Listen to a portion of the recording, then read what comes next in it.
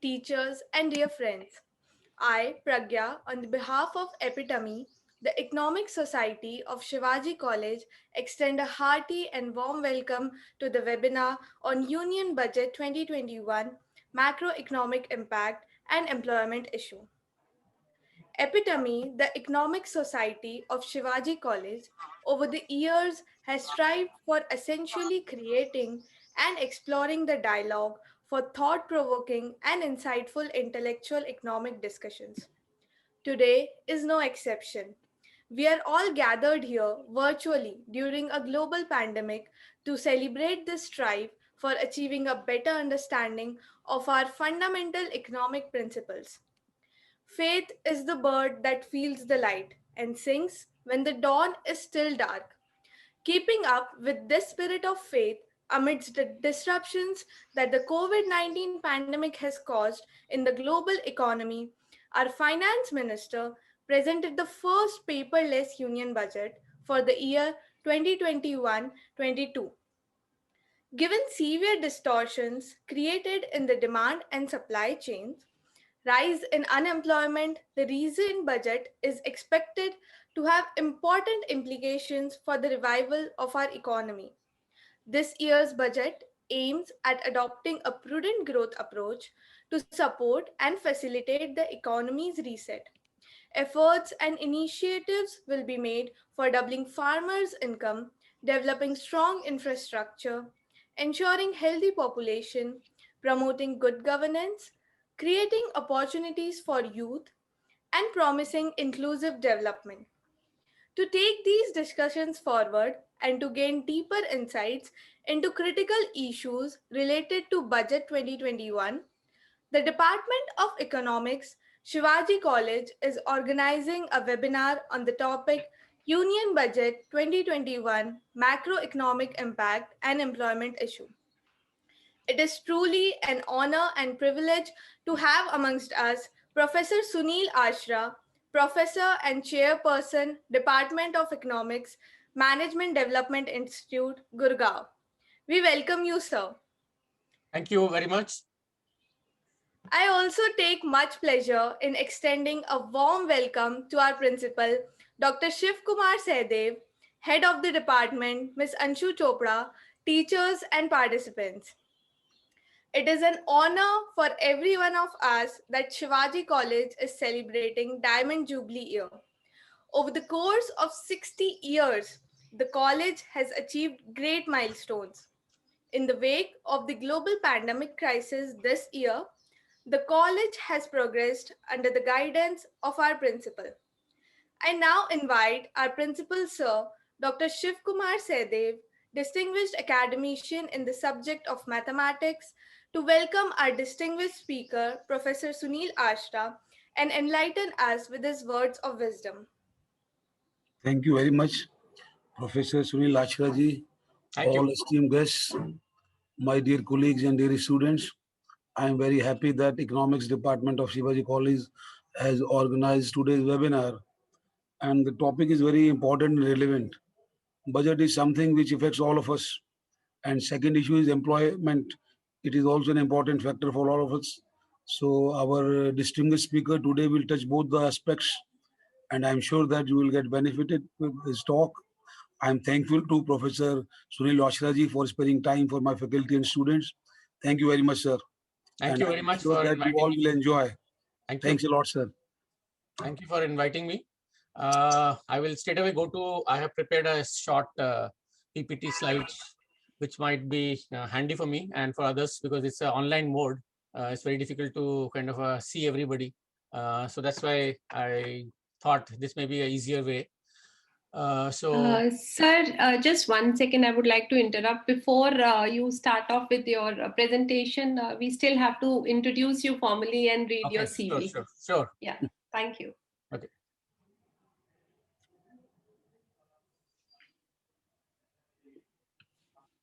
Yes, Pragya, you can continue. Pragya, you can continue. Sorry, I was on mute. We are honored by the presence of eminent academician, Professor Sunil Ashra today. Before I request Sir to throw more light on dynamics of Union Budget 2021-22, I invite Dr. Shivani Gupta, Faculty, Department of Economics, to take us through his iconic career. Thank you, Pragya. Good afternoon, everyone. I once again welcome Professor Sunil Ashra and everyone to this webinar. I will now take you through his career profile. And yeah, Sir is presently a professor of economics at Management Development Institute, Gurgaon. Sir, after completing his bachelor's degree in economics from University of Delhi, has pursued his master's in economics from Delhi School of Economics, and he also holds MPhil and PhD degree in economics from JNU, from where I recently completed my PhD. And yeah, so that's an honor for me, sir. And yeah, so Sir has more than 20 years of teaching experience and has taught courses on behavioral economics, macroeconomic theory, policy infrastructure, public finance, and econometric courses. Sir has also been a visiting faculty at IIM Kashipur, Udaipur, University of Vietnam, Department of Business Economics, University of Delhi, South Campus. Besides this, Sir has also a vast research experience, and his area of specialization includes macroeconomic theory, behavioral economics, agriculture industry interactions, international economics, biofuels, poverty inequality, aviation and railway transport sector. Sir has also several research publications in many well-known journals. And to name a few, I will say Journal of Infrastructure and Development, Journal of Business Perspective, Journal of Policy Modeling, and EPW. Professor Ashra has also worked on projects with Ministry of Water Resources, has also worked on a research report for 15th Finance Commission, and has led a project in collaboration with Asia Institute, University of Otago, New Zealand. So this was a brief on Sir's very interesting, impressive, and yet motivating career profile. With this, I now take opportunity to once again welcome Professor Ashra and request Sir to please address our audience on the topic Union Budget 2021, Macroeconomic Impact and Employment Issue. Sir, please address. Thank you very much. Thank you, sir. Okay, so I will, first I'll have to request for the sharing rights for my slide, I think. Yes, you are already the co-host, so you can share it, sir. Okay. You can straight away share.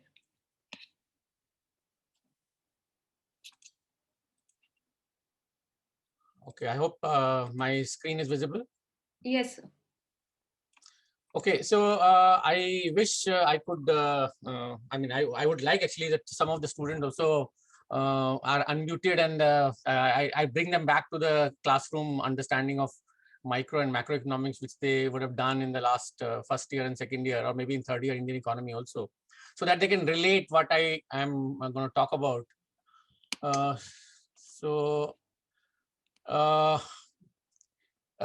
going to talk about a bit. Is my screen visible?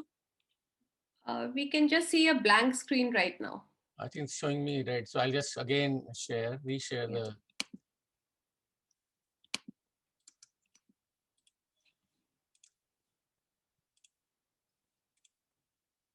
Now it may be better. Yes, we can see it now. Thank you.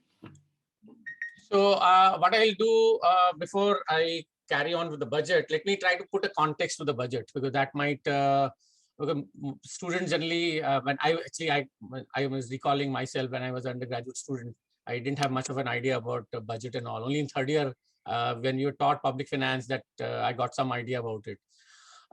So to put in the context, we know that last year has been a one of the most difficult years in almost 100 years of the Indian economy. And we have really kind of faced huge amount of challenges. And this budget has to be put in the context that we have basically a really tough situation in terms of macroeconomy, as well as the employment, and also the social consequences of that. We are seeing that in the newspaper day in and out, day out. Lockdown, how it has really made life difficult for people and the industry, especially the informal sector and the small scale industry. And people also generally not able to go out even if they want to. Although off late we see things seem to be normalizing very fast. But again, given the present situation in at least Maharashtra, where more than 50% of the cases are right now located, things seem to be, again, second wave in India seems to be coming back. What will be its implication? It will be very, very kind of a, we need to watch out for that. It's not very great situation. And so given that background, I will now take you to some of the issues. This is the graph which I've taken from the government website, which shows how the things are likely to unfold. You can take a maybe few seconds to have a look. I'm sure many of you have already seen this. That in the economy is facing a minus 7% growth. This is actually, we have never seen in the last 100 years, this kind of phenomena. And next year is likely to kind of hopefully bounce back. This is the lot of optimism which has been espoused in the budget. And next to that, you can see fiscal deficit, how it has been kind of coming up and going down. But again, will that really we realize? Only time will tell. And inflation, we see a conflicting picture here. Wholesale price index based inflation is going down or being relatively low, whereas CPI based inflation seems to be kind of on the higher side. And if you see current account balance, it's turning from negative to positive. Foreign exchange reserves are at all-time high. Agriculture seems to be not doing that badly, and that's in a way has been a rescuing factor for the economy not to do so badly, because agriculture has performed much better than industry and services. And that maybe bring us to that important fact of life, that agriculture is very, very important. And industry growth, and you can see services growth are really, really in a very, very bad shape. These are the data which is available from the formal sector data. Informal sector data is likely to be much more kind of challenging and much worse than this. So that data generally we do not get easily. So all these analysis is based on only formal sector data. So this is the data which government in its best optimism has put forward. And we'll try to critically evaluate that, because government opinion is very much in the media all the time. So I will not really put only that perspective which is already available. I'll try to look at more from a critical point of view from the macroeconomic theory and public finances, which is what is in the present context relevant, and it's also employment, because employment has been very, very important issue in the country for a very long period. So this again links with macroeconomic concepts. Most of you might have done in macroeconomics, Phillips curve, how that basically links up with the present situation. So that's what I'll also try to stress on in the next few minutes. So this is the GDP growth, which is basically negative and then likely to be positive. But again, notice this 11% growth is on the lower base.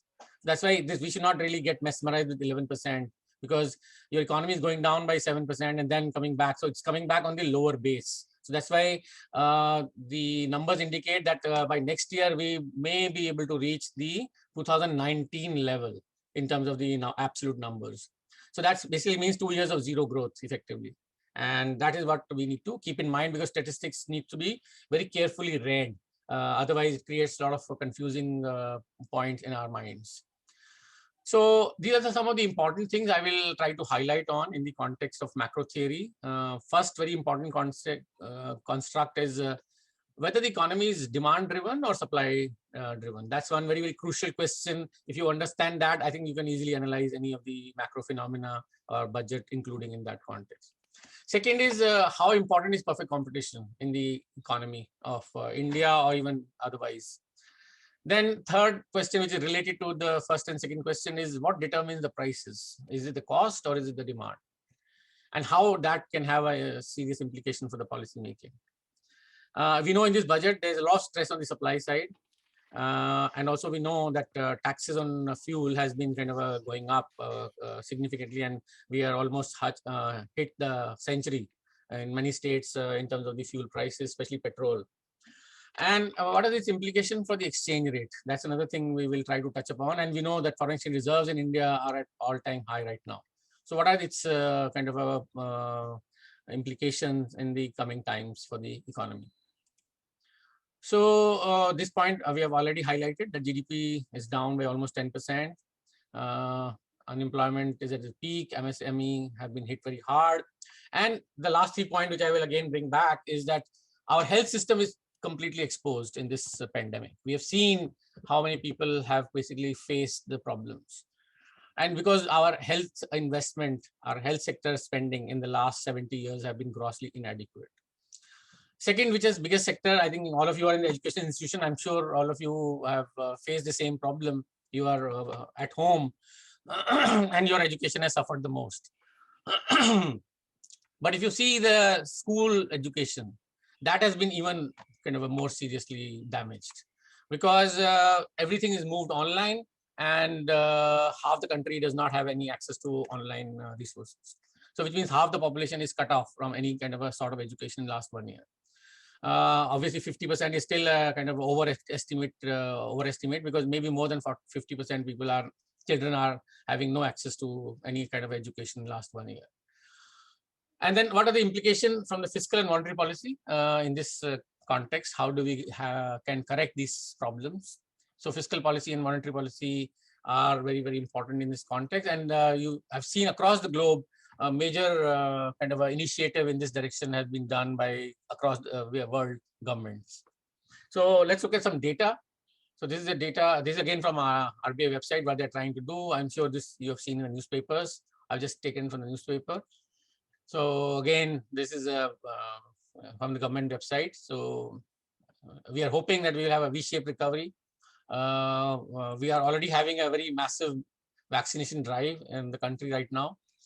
And what government is trying is the demand side policies. Again, this more or less tells you where India is having a serious problem. Although there are a lot of structural reforms have been announced, especially we have seen most of the labor laws have been suspended right now. And there's been a huge initiative in terms of the credit offtake by the businesses, which is again a supply side initiative. Will that help is an open question. But definitely livelihoods are very badly affected. People are really struggling to save themselves from this long-term negative implications. And this is the data in the first data which we saw. The first quarter, April to June, India was the worst performer among the major economies of the world. And that shows how ill prepared we were for any of the situation. And if you see the aggregate picture also, it's not any better. Now, this is another indicator, which is from the other international agencies.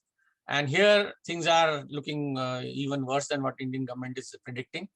And among the BRIC countries, India seems to be again not doing any better than any other country in this list. Now, what are the major initiatives in the budget? I will come back to this slide a little later on. But again, let me go back to the simple macroeconomic identity, which all of us are taught in the y is equal to c plus I plus g plus x minus m. And Government of India is expecting that next year GDP will grow by 11%. Now, on the what basis it is likely to happen, we have to see each of the components and what has happened. And let's look at these details. And this is the data from the economic survey, which I've collected, which is available on their website. And then you can see these are the major sectors here. And you can see this is the sector-wise: agriculture, manufacturing, and services. And the gross value, this is -7 is what the government's calculation is. And for this present year, and we have seen the agriculture has grown by about 1%, but industry -9 and services -21 here. But finance sector is not affected that badly. And social services also affected by -4%. Now we are expecting these components to grow back by 10% in the next year, which means we are expecting industry to turn around by 20%, from -9 to plus 10%, which means about 20%. I don't know, that can really is likely to happen. And then you have this trade and hotels -21%, which means even if it grows by 25%, then it will reach a zero level. And that's the overall situation. So that's why it's kind of still an open question. Are we being very optimistic? And this is the components, C plus I plus G plus X minus M. Again, the numbers are again taken from economic survey. And you can see consumption, which has gone down significantly. Government expenditure is the only component which has gone up in this year, 16 to 17 billion crores. And then you have this investment, which has actually continuously been falling from last 3 years. And then you have the exports, which has also been coming down from last 3 years. Imports have been coming down from last 3 years. And GDP, you can see the last 1 year is a major fall. So all these are basically telling you how Indian economy, even prior to pandemic, was behaving. It was basically pretty grim scenario even earlier. The only thing which was basically growing was consumption and government expenditure. Rest, all of them you can see have been stagnant or declining. So on a low growth, we had a massive negative shock. So that effectively means we really need to really tighten our policy making to make sure that the negative impacts are neutralized to a large extent. But that's again very wishful thinking. Will that actually materialize? Only time will tell. Budget is an attempt in that direction to correct those shortcomings. To what extent they'll succeed, let's go into details of that budget and we'll see that. So these are the 5 different scenarios which have been put forward by NCAER, which is a major think tank in India. And you can see even the best of the prediction show it like at least 3 years to get back. It's not going to be very easy. And then this is the data, and this is again, you can see how things have been turning around, quarterly data and annual data. You can see how things have been going, and minus 20% and minus 11% last 2 quarters. This quarter data is still to come, so we'll get to know only in a couple of months about it, sometime in April. And this is the business confidence index, which is actually, you can see it's still better, but again, it still remains lower than 2019. So that means still a lot of effort has to go into bringing back that confidence. It's not going to be very easy. And this is the healthcare, which I talked about earlier, how India actually, along with some of the countries, find that most of the people actually do not rely on public health systems. They have to spend it from their own pocket. Almost 60% plus of the expenditure is basically by people's own pocket. This shows a very weak public health system in India.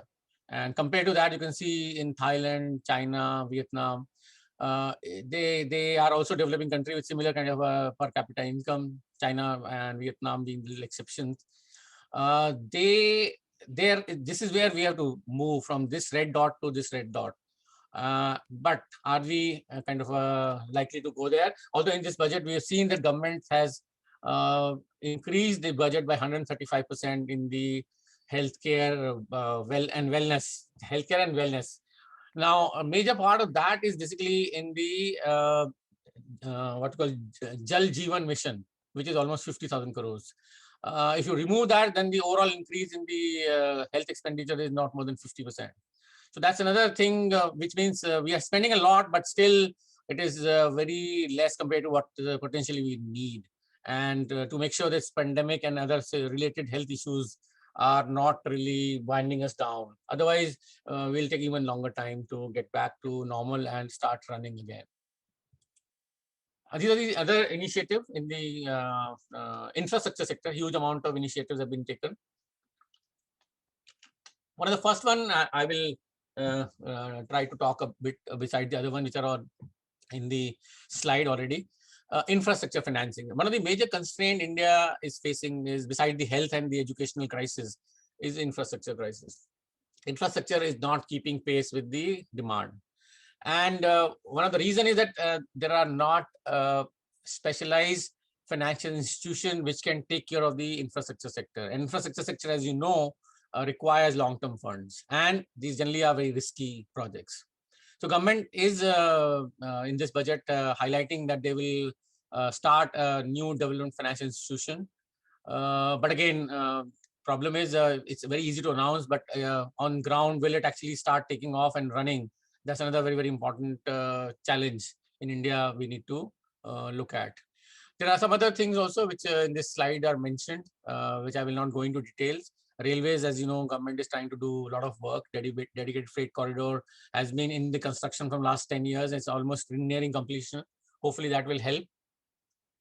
And public bus infrastructure, that's another very important requirement. Government has committed a good amount of money for that also. And metro services are planned. That is, again, planned versus execution. the problem with the infrastructure sector is that there are two problems in the present context. It is basically a supply side initiative. It will enhance the supply side, but the benefit of the infrastructure sector comes in the long term, doesn't come in the short term. Right now, a crisis is short term. And second, infrastructure sector is not very employment intensive. All these infrastructure sector, railways, airport, buses and all, they are very capital intensive. Our problem right now is to create employment. So these things will help to create supply, but will not create demand that much. So that's one of the major challenges right now from the macro theory point of view and development point of view. We would have looked for more employment oriented demand stimulus policies. What are those? We will talk about them. Some of them I've mentioned. We will talk about more of them as we go along. And these are the basic major initiatives in the infrastructure sector. But again, these are not going to happen overnight. They take their time, construction, and they're capital intensive. Money involved is big amount. Risks are very high. So all these are another issues with that, which basically makes things rather long term. So infrastructure definitely should have been done, but not at the cost of demand stimulus. That's the major, I think, you can say weakness of the budget, that the demand side initiatives are very weak. Supply side initiatives are very strong. Whereas in this present crisis, it should have been the other way around. Now, this is the other, how the budget is prioritizing thing and all. And you can see in this simple table, how things have changed from the 1920 to 2021. These are the budget estimates. And this is 2021 to 21-22. And you can see fertilizer has been minus 12%, food plus 6%, agriculture 37%, commerce industry minus 26%, and so on and so forth. But again, these are the counterintuitive, the counterpart for the next year, how things have been likely to change. So that's another thing which gives you a comparative picture, how things have worked out in 2021 to 1920, which was the actual estimates, and how things are going to change in the next year as far as the budget is concerned. And this is the actual comparison, which is what we have numbers for. So fertilizer subsidy actually went up by almost 65%. Next year, they are likely to reduce it by 40%. Food subsidy due to pandemic went up by almost 3 times. Next year, hopefully it is going to go down. Agriculture, again, had to be supported. So 29% increase than what was budgeted for. Next year is more moderate without much change. It seems to be more or less there. Commerce industry actually went down significantly. IT and in telecom, for the obvious reason, people were moving online. They had no choice. They were at home. So that basically led to huge amount of increase, as also rural development, because a lot of people moved from urban areas to rural areas. You possibly saw a lot of people walking back on foot because there was no transportation. And many people kind of suffered very dire consequences because of that. And so that's why, despite that, government did try to ease the pain, but again, not enough possibly. So overall grand total 28% was extra spending than was budgeted in the last year. And so that basically, you can see the next year is unlikely to change anything. The next year, only 1% increase is going to take place, which means even the government initiative in terms of extra spending in the next 1 year compared to this year is only 1% extra. And this is, consumption is down, investment is down, export and imports are unlikely to change significantly. So the government expenditure is only increasing by 1%. So how will we get 7% increase? It's I think an open question. Or 10%, 11% increase, which government is also hoping. None of the components of the GDP, which is C and I, are X and M, are changing significantly. So it's a kind of a difficult kind of a scenario, which is even official data are showing. And so this is a comparative picture overall, so which is basically putting all things together. And health, yes, definitely 130%, 137% increase is there. But again, drinking water, you can see in this data how it has jumped up from 21,000 to 60,000 crores. But overall, if you see, if you discount for that and also what you call nutrition and water and sanitation. So if you add these water related things, then your increase, vaccination is another one, which is basically a urgent thing we have to do. So 1 lakh crores just generally goes, and remaining is basically about 50% increase in the health and family welfare, which is what we are seeing in this context. Although if you see the Department of Health and Family Welfare increases just about 9%. Health research, more or less, a little bit increases there. So this is the overall picture from the government-owned data. And you can just take a call, what is its likely impact going to be. Vaccine, 35,000 crores, well, that seems to be reasonable amount, about 200 rupees per head, which is what government has provisioned. But again, effectiveness of vaccine is still an open question. We don't know how effective it is, because India seems to be doing without the vaccination pretty well.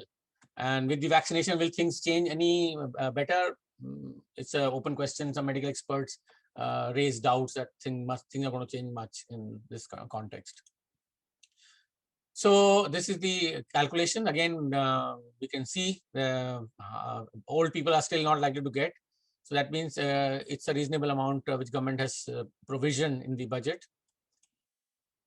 Then education, as stated earlier, is the biggest loser. Government is going to reduce 7,700 crores from the Samagra Shiksha outlay. Although there is an increase in Kendriya Vidyalaya and Navodaya Vidyalaya budget, higher education budget is not reduced, and huge increase in the world-class institution.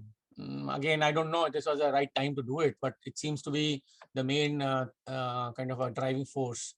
Whereas the major driving force should have been the primary education, which is where India really is a laggard in the world, even relative to African countries. Definitely in South Asian region, but also in whole world, we have been very, very big laggard in terms of the primary and the secondary education. And that's where our almost half the population, children's population, is having no access to education from more than a year now. And this is the growth scenario, which I think graph is just telling you from the last 35 years how things are going. But I will come to employment scenario, which is what is important in this context. And to show that from the last 35 years, which is almost like 1985, and you can see here the growth of the GDP and the growth of the employment. From the, you can say 1990s, the employment growth has been actually falling. This is 1991, roughly age 20 here. And here the GDP growth is picking up, but you see the employment growth is going down, which means what must be true is that the our labor productivity is growing very fast. And the extra labor productivity is not creating more employment, which means we are having jobless growth. Economy is growing, but GDP is growing, but employment is not growing. Actually, whatever growth was there, about 2% till about 1990, that has gone down significantly to just less than 0.5%. And in the recent last 10 years, it has gone negative, which means actually employment is declining. And that is the worry which our policymakers and the political process has to now understand, which is to some extent possibly happening, but not at the speed we need. India, as you know, has the youngest population in the world right now. And we were talking about demographic dividend from last 10, 15 years.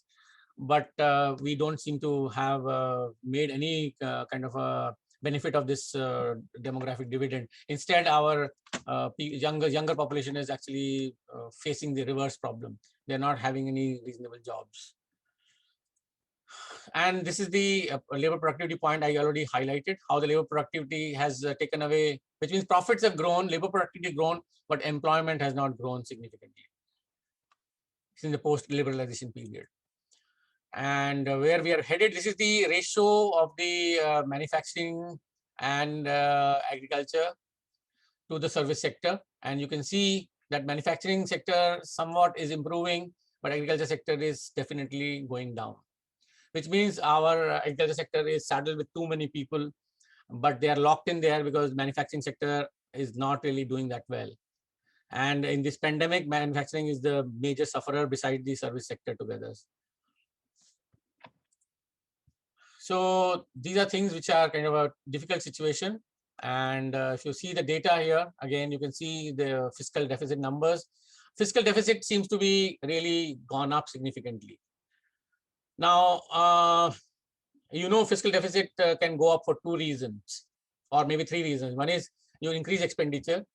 Third is Second is basically your revenue goes down. And third is both happen simultaneously.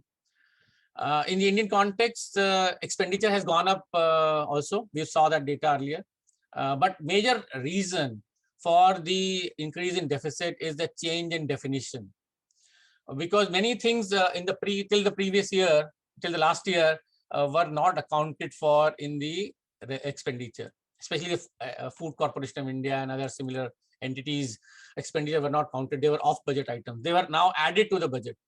So suddenly it looks like the deficit has gone up from roughly 3 to 4% to 9%. But actually, actual increase is only 1%. So that's why we need to be very careful about reading into these numbers. And that shows that actually our increase in deficit is mostly because of reduction in taxes and also very little increase in the government expenditure. Somewhere government is shying away from using the fiscal stimulus. It needs to kickstart the economy. Somewhere that consideration about debt, that if you have more deficit, then government will have to borrow more money, and which basically means we need to give a loan back, which is not a good practice, and the government seems to be avoiding that in this budget. So these are the explanation which I've already told you. Important part here I'll highlight is the NREGA. NREGA expenditure went up by almost 100% in the last year because of the pandemic. But this year they are again reduced by the roughly the same amount. So effectively means there is no increase in the NREGA expenditure, which means effectively things will be back to old days. And that is something which is worrisome in my opinion. In this period, we have also seen the 15th Finance Commission's recommendation has been implemented, and there were some other important things which are not accepted also. State-specific grants were put forward by about 49,000 crores, and state-specific grants of 1.3 lakh crores were kind of proposed by the Finance Commission, which are not accepted by the government, which basically means state governments will be even in bigger trouble. And because what are the main reasons? Their tax base is shrunk like anything in this pandemic. On top of that, Government of India has been increasing cess. And cess, as you know, is not shareable with the states, which basically means states will be in even more problem. So center is taking more, whatever the share of taxes are there, bigger share, and more of these tax revenue are not shareable with the states. So the states are likely to be in a very, very bad shape. The data will be out only by June, July. So we'll get to know the real picture only around that time. But things are not really very good at that point. So these are some of the ministries which have kind of faced the brunt. Food processing and tourism, MSME, textile, heavy industries have been on the positive side, whereas the tourism and others in the last year were down, and steel and chemicals are down also in this budget. And these are the actual numbers we have taken from the budget. So basically, these are all here in the public domain. So I'll not spend too much time on this because they're all available. So basically, here is where the government's revenue basically comes from. And you can see here, there is a most important is actually, you can see income tax, corporate tax, and union excise duty. These are the three major components. GST is also there, which is 15%. And you can see customs and non-tax revenue have lost in importance. But the biggest component you can see is borrowings. More than 1/3 is actually borrowing from the markets, which will have its own destabilizing effect. We will see that later on. And this is where money is going for. And again, you can see the biggest component is, you can see this defense is one important chunk. And you can see central schemes. And then you can see centrally sponsored schemes are there, which is about 9%. And subsidies is actually another very, very big chunk, which is 8% here. And interest payment is the largest chunk, as you can see, which is basically past debt which government has borrowed on which they have to pay interest.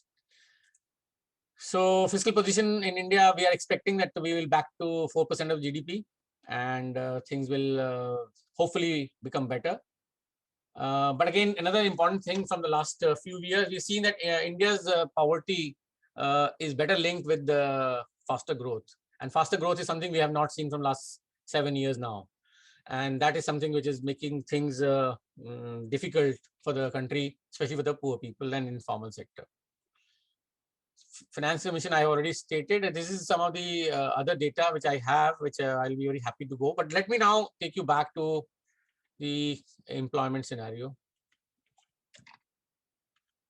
So, so right now, as we can see, we are in some way in a classical Keynesian situation. Our demand has collapsed. So basically means the stress should have been to increase demand. But we see government is mostly stressing on the supply side. And as you know, prices do seem to be going up, but it's mostly because of the oil prices. And oil prices are rising internationally, and also government has been putting more taxes because other sources of tax revenue have gone down. So government is trying that we'll do that. And infrastructure is again supply side. Exchange rate is another very important issue, which I will be taking in case somebody has a question. But foreign exchange reserves are really booming, as you might have seen. That India is becoming a hot destination for foreign exchanges, foreign investment. Now, why is it happening? Is it because the interest rate in the whole world is close to zero, and in India the interest rates are positive? That's why businesses are thinking India is a good place to invest, and that's the evidence of that you see is in the stock market bubble. Stock market is really booming in India and also in many other parts of the world. And the PE ratios, price to earning ratio in the stock markets are really very, very high. All that basically are indicating that all the money which is being printed are basically going to the financial markets. And that can create another bubble, and which can, in matter of few months or years, can again lead to another crisis, which is very, very worrisome in the especially for India also. If the money starts flowing out, that can create an East Asian kind of crisis in the Indian context also. So that's about it from my side. In case somebody has questions, I'll be very happy to take them. But on the employment point, let me just quickly add last final point. In the 50s and 60s, we were basically focused on employment creation. And we did create a lot of employment. Although by the 70s and 80s, we started facing inflation problem. And our entire policy making shifted towards inflation control. But in the process of inflation control, what we have done is we have ignored employment. And in that process, obsessing about inflation has created entire policy making, even RBI targeting only inflation as the main policy variable. But in the process, employment has suffered. Maybe it's time that we go back to the employment as a main objective of the policy making, especially given the youngest population we have. I think we need to go back to that basics once again and worry less about inflation. And if inflation is mostly cost push phenomena, like we see in the Indian context, then basically what are we worried about? RBI cannot do anything about the supply side inflation. What it can do is only about demand side inflation. So maybe it's time that our entire policy making is changed towards employment as the main focus. And in India, you know, we already have 90% people in the informal sector. Somewhere we need to create that public health and public education system, and also social support, social security system, so that the businesses also feel keen to employ more labor-intensive technology rather than capital-intensive technology. Rather than reducing interest rate, maybe we need to create some social wages and better kind of social security system, so that people feel comfortable and they are able to take care of themselves. Thank you. I think I'm within time, hopefully, and I will be very happy to take any questions if anybody has.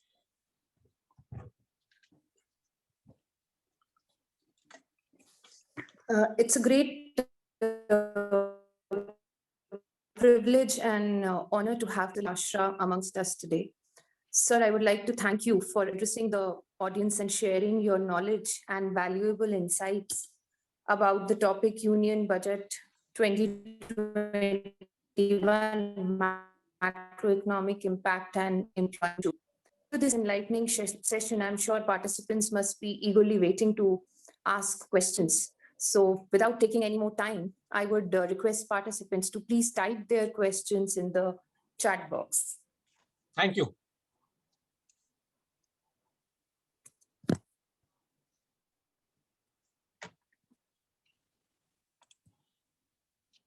Okay, there's one question. Agriculture has contributed a lot towards the growth of the country, unlike industry and services in the past years. But the recent farm law has put a hold on agriculture. How will this impact? Actually, agriculture has not been able to contribute much to the growth, excepting last year. Because last year was a pandemic, industry and services have gone negative. And that's why agriculture seems to have done very well. But not to say agriculture is not important. Agriculture, as you know, let me bring back a bit of microeconomics back in your mind. What does microeconomics tells you? If you remember your production theory tells you that the agriculture sector does not have economies of scale, whereas industry specifically and to some extent service sector has economies of scale. So that's why these sectors grow much faster in every economy. And you've seen, if you look at the historical data, every country, even India in the 1950s had a very big share of agriculture in the GDP. But today agriculture share in the GDP is not more than 15 to 16%. The worry is that in India and many developing countries, the share of workforce in agriculture is very high. And that is basically shows the failure of the policymakers in terms of not being able to encourage manufacturing sector to the requirement of the economy. And that is something we need to do something about.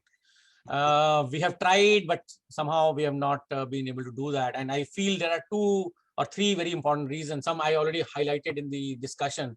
One is that our workforce is not properly educated. Our stress is too much on the school, college level kind of education, but very weak in terms of skill kind of an education. That's number one. And our health standards are pretty weak because the public health systems are compromised. So these are the social infrastructure part, but the economic infrastructure, again, is very weak in India. Roads, railways, they are not very good. Power situation, it's not very good. The third most important thing is, which are macroeconomic variables, interest rates. Real interest rates in India are very high compared to the global context. That's why foreign capital is flowing into the country. But that means domestic investment is not really doing very well. And domestic investment has been down from last 10 years continuously, if you look at as a percentage of GDP.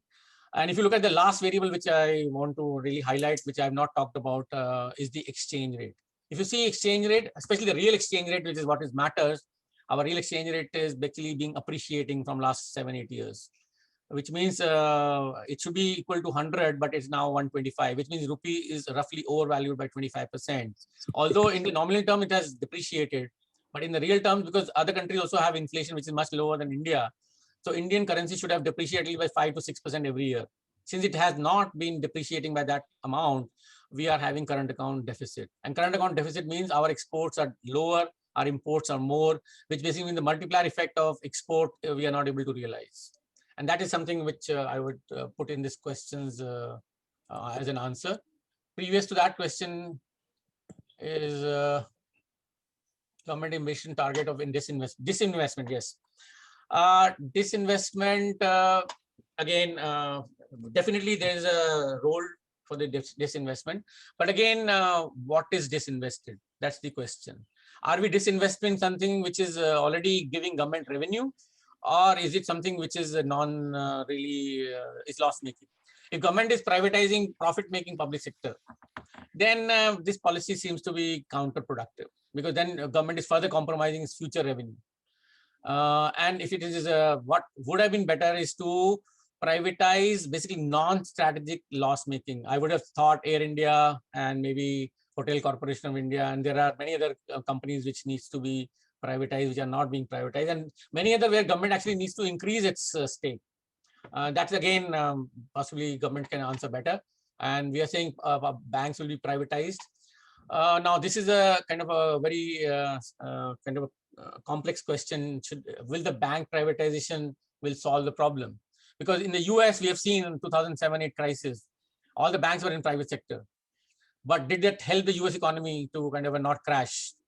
So I don't think the ownership of the banks really matter. It's basically how the banks are governed. Private sector banks are pretty badly governed because they focus on short-term profit maximization. And the banks know that if they make profit, it belongs to the shareholders, and if they make losses, then it belongs to taxpayers. So that's why privatizing banks is a very dangerous kind of precedent, which we seem to be moving, despite seeing all the other countries basically are kind of refraining from that. But in India, I think we are moving in that direction. So we're going to repeat mistakes which others have learned from last 20 years. we're going to be, I think, repeating the same mistakes. And then we will wonder why this has happened. Like the Americans are wondering today that US Federal Reserve gave huge amount of money to the private banks. And what did they do? They basically gave it as a huge bonuses to their top management. Was that the right thing to do? I don't think it was the right thing to do, but nothing has happened. So this is actually fueling future bubbles, because you're giving money to people who are already irresponsible. Any other questions? I think these are the two questions I saw. So there's one more question. Can present budget contribute to employment generation in manufacturing sector of India? What are your views on this? Given the stress I have already kind of highlighted indirectly, is that stress is on the supply side and infrastructure sector. Infrastructure sector is not very labor intensive. So obviously that's not much employment is going to be created. And infrastructure sector is cannot be constructed in a one day or 1 month or 1 year. It takes a lot of time. So that's why that is something which is not really likely to happen to create employment. In terms of NREGA, they have reduced the outlet and the money allocated by 50%. So that is not going to create employment. SME support sector has been supported in terms of credit. But what SME sector really needs is demand. And that demand, where will that come from? So I'm not very optimistic about employment creation impact of this budget. Railway privatization. Again, it's an infrastructure sector issue. A private sector may come in. But the thing is, will that increase efficiency? That's the question. There are two things which we need to keep in mind whenever we're talking about infrastructure sector. One is that, are you going to want to make profits, or you are going to increase efficiency? The two may not be together. See, private sector, when it comes into any sector, it is basically focusing on profitability. It does not bother about efficiency. And infrastructure sector, coming back to microeconomics, generally tends to be a monopoly sector. Will public monopoly be better or private monopoly be better? I think microeconomics is very clear about it. If you have a private monopoly, then the firm will try to maximize profit, which basically means what? Prices will go up. If prices go up in the infrastructure sector, will it be good thing for manufacturing sector? That's I think very no-brainer for anybody. If the infrastructure costs power, you monopolize power to the private companies, and they start increasing prices and then show profitability. Is that something which we want? Or we want infrastructure sector to be, services to be available at affordable prices to everybody. Let me give a simple example. We've done a study for Delhi Metro and Airport Metro. Airport Metro, when it started, its fare used to be 180 rupees per journey. Delhi Metro at that time used to be per journey about 40 rupees. So Airport Metro was making losses and Delhi Metro was making at least working profits. So many times charging higher prices may not be the right thing to do. And we saw Airport Metro finally was abandoned by the private company, and ultimately Delhi Metro took over. And what first thing Delhi Metro did was to reduce the tariff from 180 rupees to 60 rupees. And then the moment that was done, immediately the profitability of the Airport Metro went up significantly. Because the thing is, cost is already incurred. Whenever you are running a train, fixed cost is already incurred. It's a fixed cost, and that means there are economies of scale. So which means if you increase the prices, the economies of scale will dictate that the capacity utilization will go down, which can have two damaging effects. One, the cost of all the other people who are using the service will go up. And secondly, the overall production level and also the average cost will go up, which basically means it may not be a desirable outcome. That's why we need to be very careful about this privatization of the infrastructure sector. Unless you can create competition, like we have been able to do in telecom sector, then it maybe makes sense to privatize. But if it is a monopoly, then I do not feel it's a right thing to do, because although there are some parts of the railways which can be privatized, like catering and a few other things, where you can create competition. But railway infrastructure, I am not very positive about it. There's a question on new education policy, I think.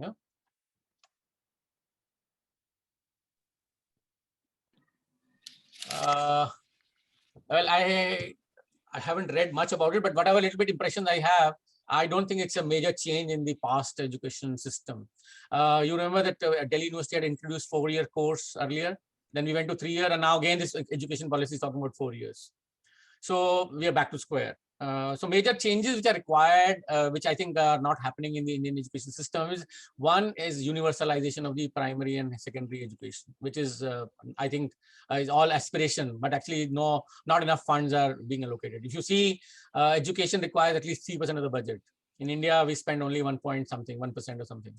Health, again, the same thing. We spend very little on the health and education. That's why I think one of the major explanation for India's backwardness is the gross underinvestment in education and health, and beside the infrastructure sector.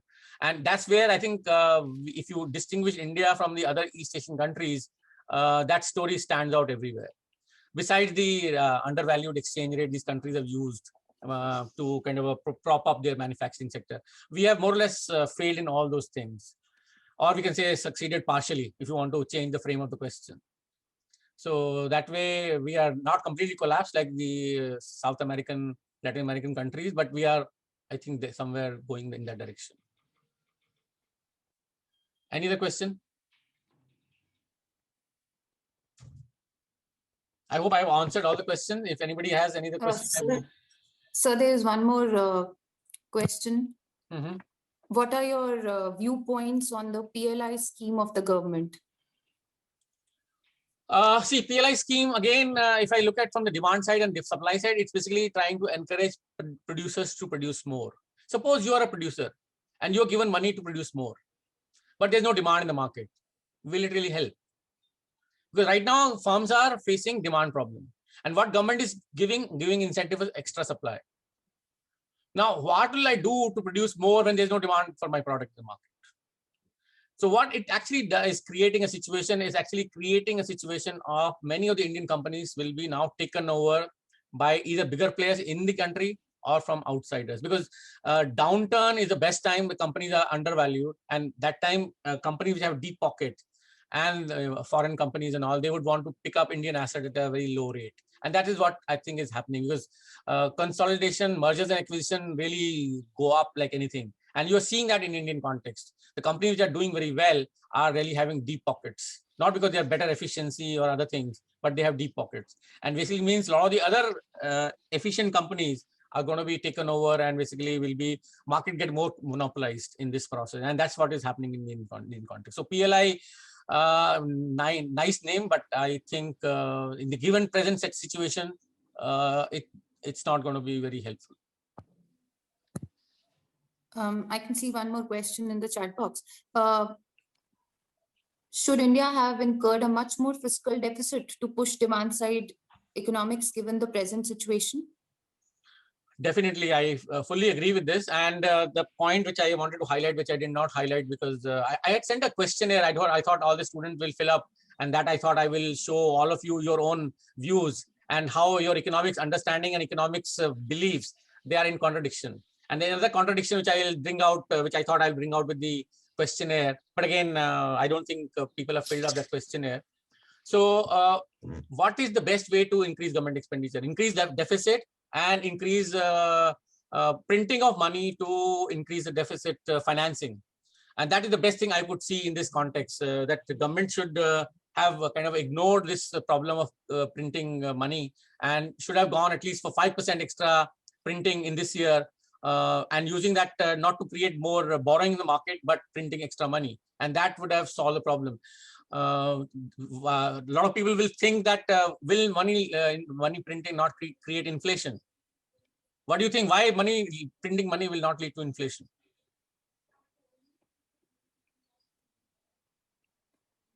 Can anybody guess?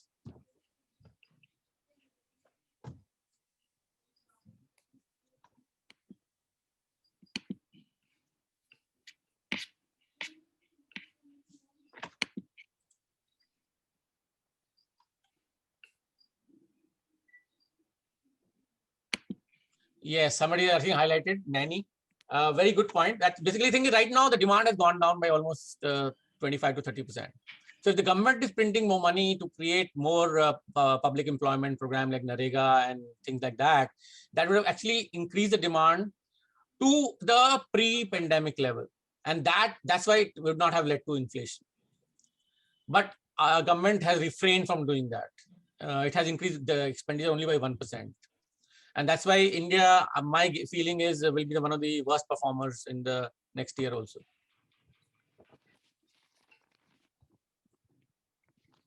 So the next question is, COVID-19 has exposed inefficiencies of the Indian public health system. So what measures do you think the government can take to make the public health system more resilient in the future?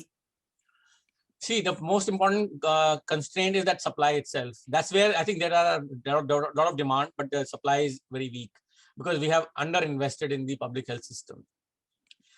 And that's where I was hoping, although government has done a huge amount of investment this year, but again, that's a one shot. I don't think it's going to be sustained next year. And that is something we should have done it from the beginning. That's a failure of the previous government, and this government is no different in that context. I see that somewhere we do not prioritize public health. And that basically means it's a bad for manufacturing sector and bad for society at large. Why it's bad for manufacturing sector? If the workers are not healthy, they will not be very productive. If they're not productive, then basically means the profitability of the business enterprises also will go down. And on the other side, if the society is not very healthy, then basically it's not a healthy society to live in also for the common people.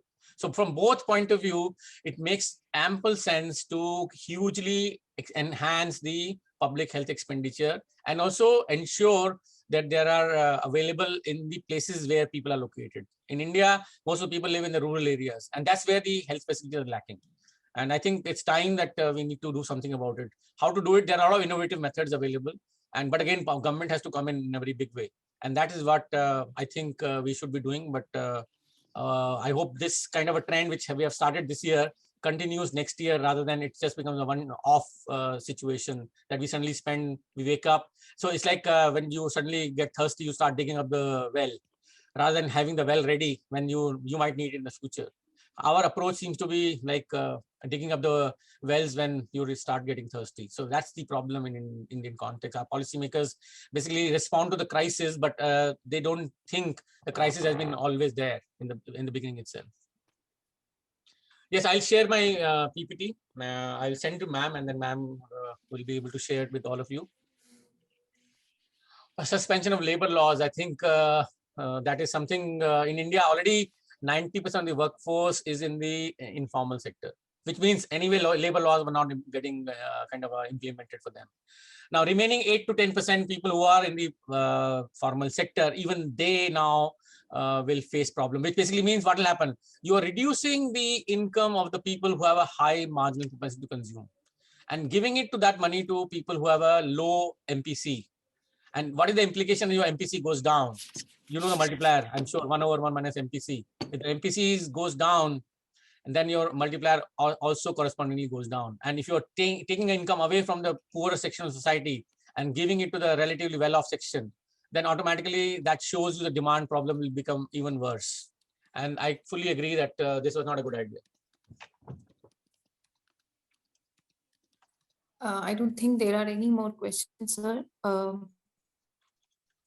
In the slide, I have pushed, in the end, I've given some links to various internet-based material, which might be useful to the students who are interested. I will share it with ma'am, the slides, and then your economics email ID also. And then you can spread it around those who are interested.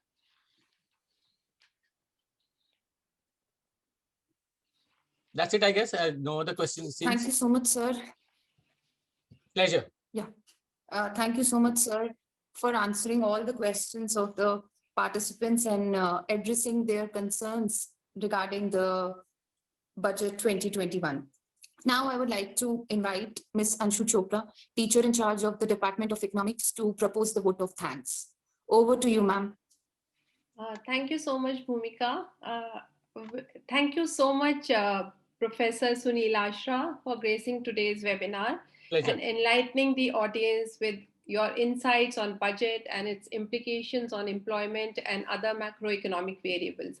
It was a truly insightful talk that we heard today. I'm sure the students must have gained a lot from whatever you shared on the screen and what you're going to share with them in the form of PPT also. Thank you so much. Thanks, pleasure. Yeah, thank you. And just a formal vote of thanks, I would just say a few words here. On behalf of the entire organizing team, I take this opportunity to express my sincere thanks to Professor Sunil Ashra for gracing today's webinar. I would also like to thank our principal, Dr. Shiv Kumar Sehdev, for always encouraging and motivating us to reach newer heights. His encouragement truly motivates us not only to live up to his expectations, but to do much more beyond that. Thank you so much, Dr. Shiv Kumar Sehdev, sir. I express my sincere thanks to Dr. Shivani Gupta, the organizer of this webinar, who was with me from the conception to the completion of the entire event. She was the guiding force which motivated the students to give in their best. From designing the posters, brochures, to handling the technical creative design team, she managed everything extremely well. Thank you, Shivani, for your unconditional support. I would also like to thank my colleague and my friend, Ms. Iti Dandona, for initiating the dialogue with Professor Sunil Ashra and making this webinar possible. Without you, Iti, it wouldn't have been possible at all. My special thanks goes out to all the faculty members of my department for carrying out this task effortlessly.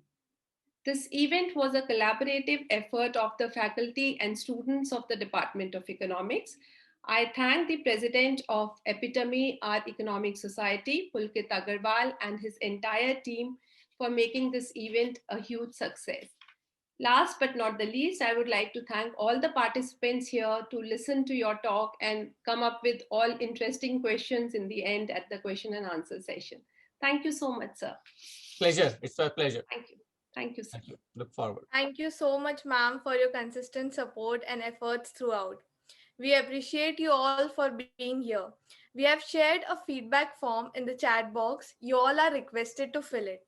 Thank you once again for joining us today, and we will see you next time. One Till small then- request I have. One small request. Yes. I have sent an email for students to fill up to get their understanding of the macroeconomic principle. I thought that will be available in the beginning of the lecture. But actually, sir, we did share with the students, but I think because of paucity of time, they couldn't do the feedback. But I'm sure they are going to. Pulkit, please make sure that all the students fill that form. Because I wanted to show all the students how Yeah. much macroeconomics tells them and how much they believe. There is a huge amount of kind of inconsistency in what economics people teach and what people generally believe. Like this money financing is a standard thing. If you ask anybody, everybody says that money leads to inflation. Without thinking, in a way, you are assuming that the supply curve is fixed. In a way, supply is at the full employment or just structural problems. But actually, in the real world, that doesn't happen. And that's why we see kind of a lot of inconsistency between understanding and the real world. And that's what I was trying to bring out from this survey, to show the students what they believe and what they study. There's a huge amount of inconsistency there. Thank you. And one request, sir, can we have a gallery view and we can have a picture? Sure. Yeah, thank you. I think if everybody can switch on their videos, we can have a picture.